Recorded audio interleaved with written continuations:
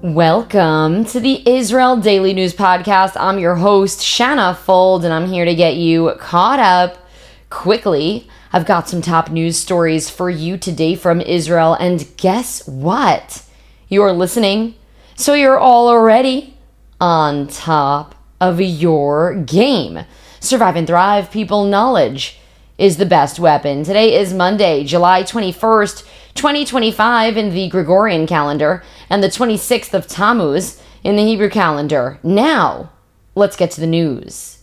Tom Barrack, the U.S. ambassador to Turkey and special envoy for Syria, has announced that a ceasefire between Israel and Syria took effect at 5 p.m. on Sunday, July 20th, 2025, ending the recent Israeli attacks on Syrian military targets amid severe unrest in the Druze majority Hudaydah area. Israel, along with the United States cooperation, delivered humanitarian aid and medical supplies overnight to Syria's southern city of Hudaydah, which is home to a Druze majority population. This followed a week-long deadly siege that killed more than 1,100 people. Currently, a ceasefire orchestrated by the U.S. and Syrian interim president Ahmed al-Shara is in place, with the ceasefire pausing violence between Israel and Syria. Israel stated its involvement stems from both humanitarian concern and a long-standing commitment to protect the Druze community, whom they've had an allyship with for a long time. Revert back to our Thursday podcast to get an explanation on who the Druze community is and why there's such a strong connection between the Druze and the Jews. Barrack, the special envoy from the U.S. to Syria, also pointed out that moving forward, a key step toward lasting calm will be the full exchange of prisoners and hostages, likely involving the release of Druze captives that are being held by Syrian government forces and allied militias, as well as detainees that are held by other groups. According to the Syrian Observatory for Human Rights, at least 1,120 people have been killed in the recent wave of violence in Syria's Hudaydah province, though a ceasefire now appears to be in effect. The area, home to the country's Druze minority, has seen some of the deadliest fighting in years. The victims include 427 Druze fighters and 298 Druze civilians, with 194 allegedly executed by Syria's own government forces. Syria's government forces killing Druze citizens of Syria. The observatory that made that report also reports the deaths of 354 regime security personnel and 21 Sunni Bedouin, including 3 civilians reportedly executed by Druze fighters. 15 Syrian government troops were killed from Israeli airstrikes. Reports from the area confirmed the first aid convoy entered Hudaydah on Sunday. However, the Syrian government claims some of its own convoys were blocked by Druze groups in Syria. According to the United Nations Migration Agency, 128,000 people have been displaced, and hospitals remain overwhelmed as this region continues to struggle. According to Lebanon's Hezbollah-affiliated Al-Akhbar newspaper, Egyptian officials are asking the United States to pressure Israel into allowing more humanitarian aid into Gaza as the situation in the enclave continues to worsen. Cairo reportedly believes that increasing the flow of aid could help rebuild trust and push forward stalled negotiations for a ceasefire and hostage release. The report says the U.S. has not yet responded to the request. According to Egyptian sources, the humanitarian crisis in Gaza is deepening doubts about Israel's willingness to keep their future commitments. The negotiations are currently not going anywhere, and officials describe the atmosphere as depressing. Haaretz English newspaper has a gut-wrenching front cover story today about kids who are hungry in Gaza and haven't been to school in nearly 2 years. The article highlights painful things like families burning school books to cook their meals in a fire, and kids discussing how their dreams are currently to sleep in their own beds again, paint, eat ice cream, and go back to school. Their parents commented that they wish their kids could dream a little bit bigger. The IDF confirms it struck military infrastructure belonging to the Houthi terrorist regime at the port of Hudaydah in Yemen. Among the targets hit were naval vessels used for hostile operations, engineering vehicles involved in rebuilding the port's infrastructure, fuel containers, and more terror-related assets. Israel carried out these strikes in response to ongoing Houthi attacks targeting Israeli civilians and maritime traffic. According to the IDF, the port has served as a critical hub for the transfer of Iranian weapons to the Houthis in Yemen, allowing them to carry out attacks against Israel and its allies. The military says it has been closely monitoring the Houthis' efforts to restore terrorist infrastructure at the port, and the recent strike targeted the components facilitating those efforts. The IDF accused the Houthis of exploiting civilian infrastructure for military purposes and using the surrounding maritime zone to attack international shipping. The IDF emphasizes that it will continue to act decisively against any threat to Israeli civilians and remains committed to disrupting terrorist activity wherever it may emerge. Despite officially leaving the government last week over the Orthodox military draft dispute, the Shas party quietly continues to try to maintain hold of key government ministries. The issue here is that Orthodox members of Knesset don't want to see Orthodox young men drafting into the army and instead want them to be able to continue their religious studies, while a lot of the general public here in Israel and other members of Israeli Knesset say that if it's a draft for all people throughout the country of Israel, there should be no exceptions, even for those who are working to maintain the religious identity of Judaism through their studies. So we'll see what is going to happen with that. It's a really contentious issue here in Israel. According to coalition sources, Shas worries that interim tourism minister Chaim Katz, a member of the Likud party, could replace senior officials they appointed, weakening the party's influence. Shas previously controlled powerful portfolios, including the Interior Ministry, Health, and Religious Affairs, and their staff still effectively run those offices despite the minister's resignations. Meanwhile, coalition partners are contending for power, with the Otzma Yehudit party pursuing housing and interior ministries, and Bezalel Smotrich, the Knesset Finance Committee.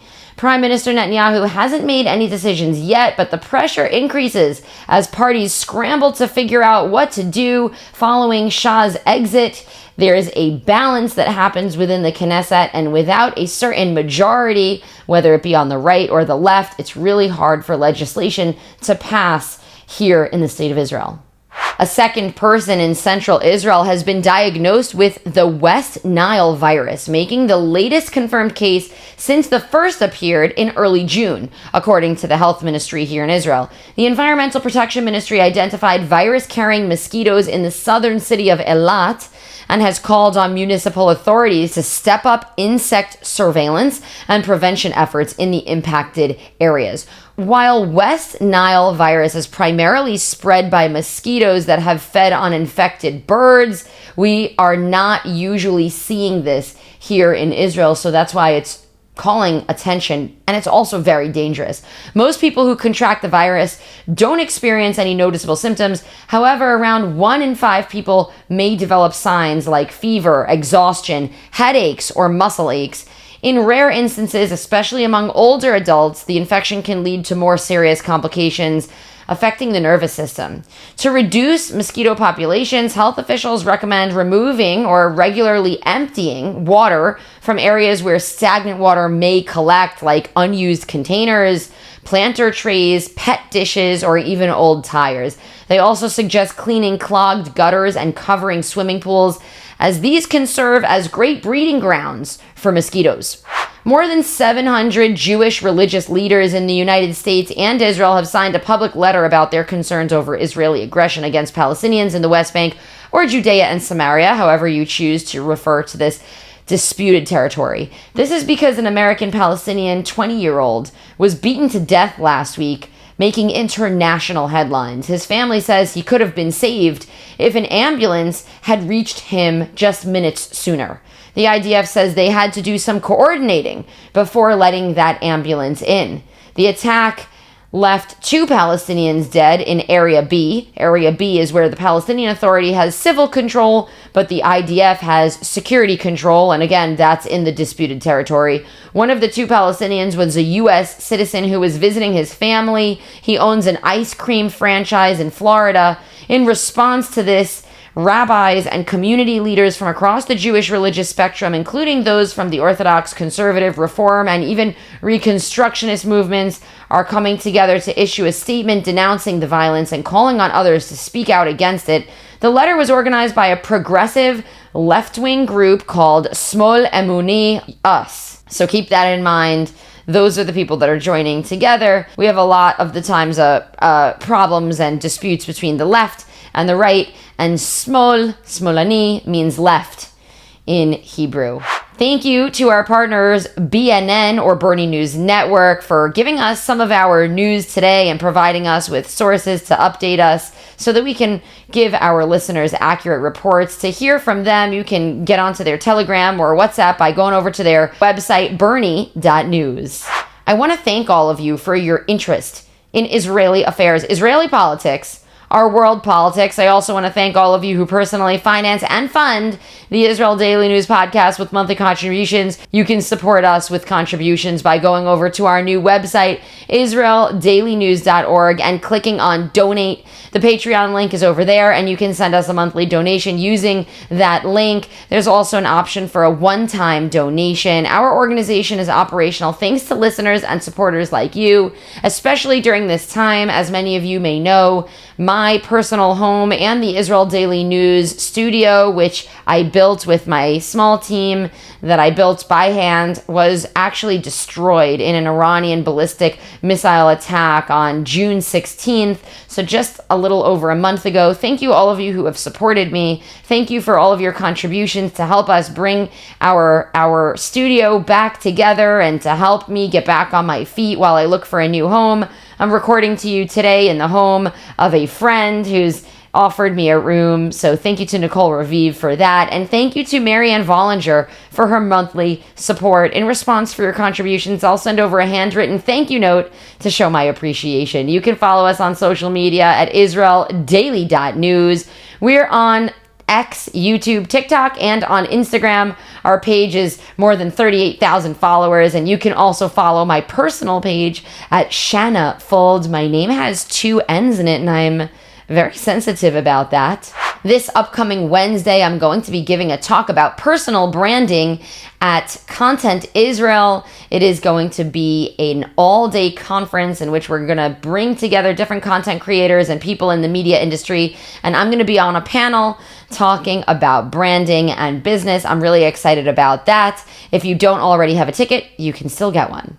If you're listening to this podcast on Spotify or on YouTube, I invite you to take a look at the video playing on your screen where you can see an art installation put up in Tel Aviv on the boardwalk, or you could really call it an installation to bring awareness. Hundreds of chairs line the beachfront in Tel Aviv, calling on Israel to end the war and bring hostages home. The chairs are compelling, signifying that Israelis are waiting for the remaining hostages to come home and take up their seats. There's some 50 hostages that are still in Gaza today, and more than half of them are understood to be dead bodies. We still wait for you here in Israel. Israel's land authority has proposed a plan to build a massive solar field in the Negev desert, covering an area twice the size of Tel Aviv. The project aims to help Israel achieve its goal of producing 30% of its electricity from renewable sources by 2030. However, the plan has sparked criticism from environmental groups and local councils who warn of irreversible damage to one of Israel's most iconic landscapes near the Mitzpeh Ramon crater, which is a natural wonder and tourist destination in Israel's south. On the other hand, supporters, including the Energy Ministry and Damona's mayor, highlight the plan's economic benefits and long-term energy savings. Israel's Environmental Protection Ministry is calling for a national strategy and full environmental assessment before moving forward. If they get it approved, the authority will begin its planning stage, which is expected to last until December 2027 and could ultimately provide up to 10 gigawatts of power. That's essentially the amount of energy you get from a large power plant. And Israel is working on renewable energy, and I've covered lots of stories like that. In fact, there was a really awesome story in Jaffa with a private company that opened a water or a wave-powered energy plant using the breakfront of the Mediterranean Sea in Jaffa, and that was a really cool story. So I continue to monitor the ecosystem here when it comes to renewable energy. All right, well, that is it for today's show. Today is Monday, July 21st, 2025. Tel Aviv has a low of 26 degrees Celsius and a high of 30 degrees. That's 79 degrees Fahrenheit for the low, going up to 86 degrees for the high. We are everywhere. Don't forget to sign up to our Israel Weekly News Wrap. The Israel Weekly News Wrap is a newsletter with the top 5 stories coming out of Israel from throughout the week, and of course with a personal note from me at the top. You can sign up for that at israeldailynews.org. Scroll down to the bottom of israeldailynews.org and put your email address in, and you'll get on our mailing. I'm going to send you off now with a song called Eli Eli by Nicole Raviv and Ada Pasternak. Enjoy this song and have a great and productive day and an excellent week. Shavua Tov, everyone.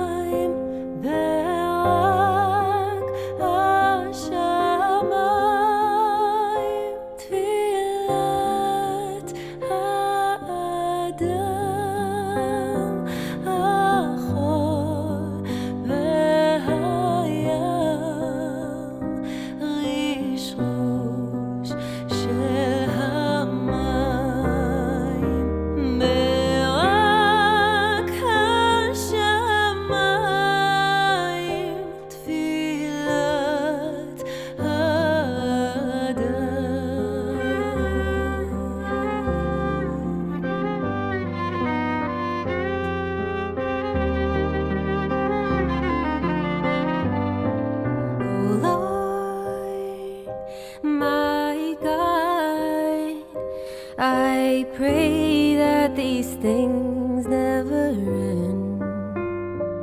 The sand and the sea, the rush of the water, the crash of the heavens, the prayer of men.